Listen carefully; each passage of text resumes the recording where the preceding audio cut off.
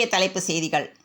முன்னாள் பிரதமர் மன்மோகன் சிங்குக்கு தமிழக முதலமைச்சர் மு க ஸ்டாலின் பிறந்தநாள் வாழ்த்து கூறிய நிலையில் மன்மோகன் சிங்கின் ஞானம், அர்ப்பணிப்பு அடுத்த தலைமுறைகளுக்கு ஊக்கம் அளிக்கட்டும் என்று தெரிவித்துள்ளார். கோத்தகிரி அருகே குடியிருப்பு பகுதியில் நடமாடும் கருஞ்சிறுத்தையை பார்த்து பொதுமக்கள் பீதி அடைந்துள்ளனர்.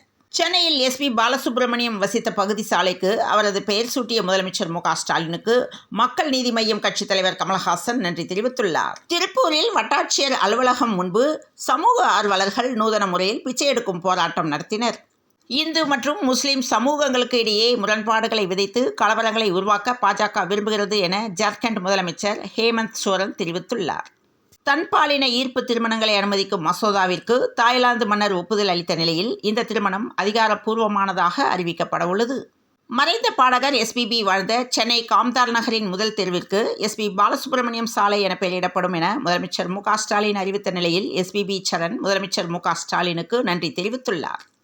விசிக திமுக இடையில் எந்த சிக்கலும் இல்லை என்று விடுதலை சிறுத்தைகள் கட்சித் தலைவர் திருமாவளவன் கூறியுள்ளார்.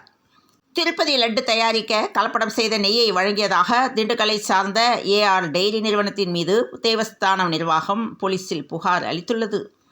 புதிய ரேஷன் அட்டைகளுக்காக விண்ணப்பிக்கப்பட்ட 2,89,591 விண்ணப்பங்களில் இதுவரை 80,050 பேருக்கு புதிய ரேஷன் அட்டைகள் வழங்கப்பட்டுள்ளன என்ற தகவல் வெளியாகியுள்ளது. போன்சாய் செடி போன்றவர் முதல்வர் ஸ்டாலின் என்று விடுதலையான சவுக்கு சங்கர் விமர்சனம் செய்துள்ளார். காலாண்டு விடுமுறையொட்டி தமிழகம் முழுவதும் 1120 சிறப்பு பஸ்கள் இயக்க உள்ளதாக தமிழ்நாடு அரசு விரைவு போக்குவரத்து கழக மேலாண் இயக்குநர் தெரிவித்துள்ளார். செஸ் ஒலிம்பியாட்டில் தங்கம் வென்ற இந்திய வீரர் வீராங்கனைகளை பிரதமர் மோடி நேரில் அழைத்து பாராட்டியுள்ளார். முடிவுக்கு வருமா சிறைவாசம் என்ற கேள்வி எழும்பியுள்ள நிலையில் செந்தில் பாலாஜியின் ஜாமீன் மனு தீர்ப்பு இன்று வெளியாக உள்ளது. மேட்டூர் அணையின் நீர்மட்டம் 60 நாட்களுக்கு பிறகு 100 அடிக்கு கீழ் சரிந்தது. இந்நிலையில் அணையிலிருந்து டெல்டா பாசனத்துக்கு தண்ணீர் திறப்பு 15,000 கன அடியாக குறைக்கப்பட்டுள்ளது. தமிழ்நாட்டிற்கான நிதியை கேட்டு பெறுவதற்காக முதலமைச்சர் மு க ஸ்டாலின் இன்று டெல்லி செல்கிறார். மாநகராட்சியின் தபேதார் பணியிட மாற்றம் செய்யப்பட்ட விவகாரம் பெரும் பரபரப்பை ஏற்படுத்திய நிலையில் அவர் பணியிட மாற்றம் செய்யப்பட்டது ஏன் என்பது குறித்து சென்னை மாநகராட்சி விளக்கம் அளித்துள்ளது. தமிழக வெற்றி கழகத்தின் முதல் மாநாட்டிற்கு காவல்துறை அனுமதி அளித்துள்ள நிலையில் 33 நிபந்தனைகள் விதிக்கப்பட்டுள்ளதாக தகவல் வெளியாகியுள்ளன. பெங்களூருவில் 30 பாகங்களாக உடல் துண்டாக வெட்டி கொல்லப்பட்ட பெண்ணின் கொலையில் திடீர் திருப்பம். தேடப்பட்டு வரும் நபர் ஒடிசா மாநிலத்தில் சடலமாக மீட்கப்பட்டுள்ளார்.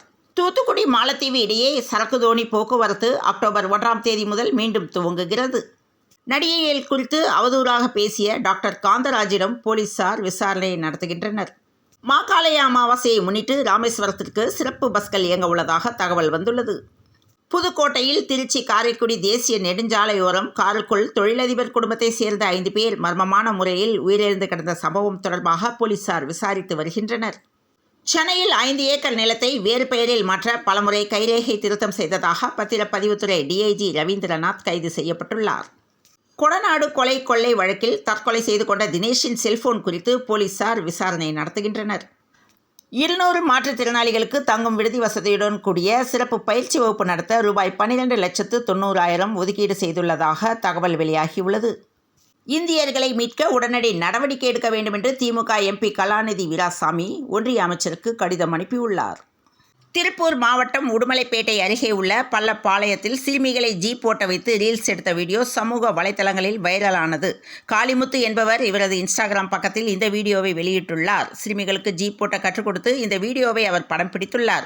சிறுமிகள் ஆபத்தான முறையில் ஜீப் ஓட்டும் இந்த வீடியோவிற்கு இணையத்தில் கடும் கண்டனம் எழுந்தது. இந்நிலையில் இந்த விவகாரம் குறித்து அரசு அதிகாரிகள் தற்போது விளக்கம் அளித்துள்ளனர்.